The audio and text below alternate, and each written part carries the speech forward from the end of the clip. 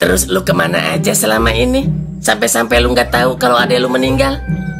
Saya baru keluar dari penjara, Pak. Astagfirullahaladzim.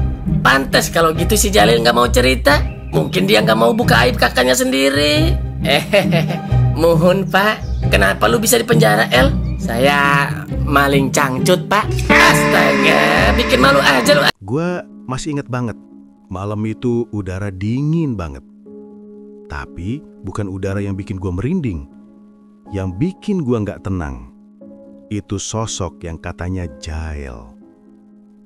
Pertama kali gua lihat dia, gua langsung keinget sama Babe Jalil. Babe yang dulu ngajarin gua maji, yang suka nepok pundak gua tiap kali gua ngeluh soal hidup. Tapi entah kenapa, waktu gua tatap matanya si Jael, rasanya beda. Ada sesuatu yang dingin di situ. Gema suara samar, "Topan, kalau orang mati, jangan terlalu diratapi." Itu suara Babe Jalil yang dulu sering gua denger. Dulu kalau gua sedih, beliau selalu bilang gitu. Tapi sekarang suaranya cuma ada di kepala gua. Pas gua deketin si Jael, dia senyum. Senyum yang hampir sama kayak Babe. Tapi bukan senyum yang hangat. Lebih kayak senyum yang nyimpen sesuatu. "Lu siapa, Pak? Beneran kembaran Babe Jalil? Atau sesuatu yang lain?" Dia cuma jawab pendek, "Saya Jael, Nak. Kakaknya Jalil." Tapi entah kenapa, waktu dia ngomong Nak, jantung gue bergetar. Gue kayak ditarik balik ke masa kecil. Ke waktu gue masih sering duduk di beranda rumah Babe sambil dengerin cerita perang zaman dulu. Babe dulu bukan siapa-siapa. Cuma orang kampung biasa. Tapi buat gue, dia guru, bapak, bahkan malaikat tanpa sayap. Dan sekarang ada orang datang dengan wajah yang sama, tapi bawa hawa yang beda. Gue kangen, tapi juga takut. Kangen sosok Babe yang suka nasihatin gue, tapi takut kalau yang gue temuin sekarang bukan manusia. Kadang gue mikir, jangan-jangan yang datang itu bukan Jael, tapi Babe Jalil sendiri.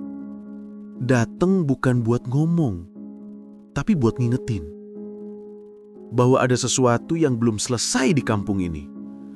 Sesuatu yang disembunyiin dari semua orang. Gue gak tahu harus percaya yang mana. Tapi satu hal yang pasti, sejak malam gue lihat Jael itu, setiap gue lewat depan musola, gue selalu ngerasa ada yang masih ngeliatin gue dari balik tirai. Dan di detik itu juga, gue sadar Babe Jalil mungkin udah mati, tapi rohnya belum benar-benar pergi. Gue gak tahu kenapa, tapi sejak malam itu gue ngerasa kayak ada yang manggil. Bukan suara jelas, bukan juga bisikan, tapi lebih ke rasa yang nyeret gue buat balik ke tempat Babe Jalil dikubur. Musola sepi, lampu gantungnya goyang pelan kena angin. Gue jalan pelan ke arah pemakaman. Setiap langkah, dada gue makin berat. Kayak ada yang nunggu. Kayak ada yang tahu gue bakal datang. Sampai di depan makam Mbak Be, gue kaget. Tanahnya kayak baru digali. Masih basah, masih lembek. Padahal gue ingat banget. Seminggu lalu di sini udah dikasih nisan batu yang kuat. Gue jongkok, sentuh tanahnya. Dingin banget. Dan di sela-sela rumput, ada jejak kaki. Bukan cuma satu, tapi dua. Astagfirullah. Ini apaan sih, Beh? Tiba-tiba, dari arah belakang ada suara lanting patah. Gua refleks nengok. Dan di situ berdiri seseorang. Siluetnya mirip banget kayak Babe Jalil. Rambut tipis, tubuh kurus, baju koko putih, dan peci hitam yang sama persis kayak yang dipakai Babe waktu terakhir kali gua lihat dia hidup. Topan, suara bergetar. "Beh," tapi sosok itu cuma senyum. Senyum tipis yang dulu bikin gua tenang. Tapi malam itu, bikin darah gua beku. Dia ngelangkah maju pelan-pelan. Gua bisa denger jelas suara langkahnya di atas tanah basah. Dan pas cahaya bulan nyorot wajahnya, itu Jael. Pak Jael, ngapain malam-malam di sini? Dia cuma jawab lirih. Kadang, orang yang dikubur belum tentu mau diam di kuburnya. Gua mundur satu langkah. Jantung gua kayak mau copot. Matanya Pak Jael tajam banget malam itu.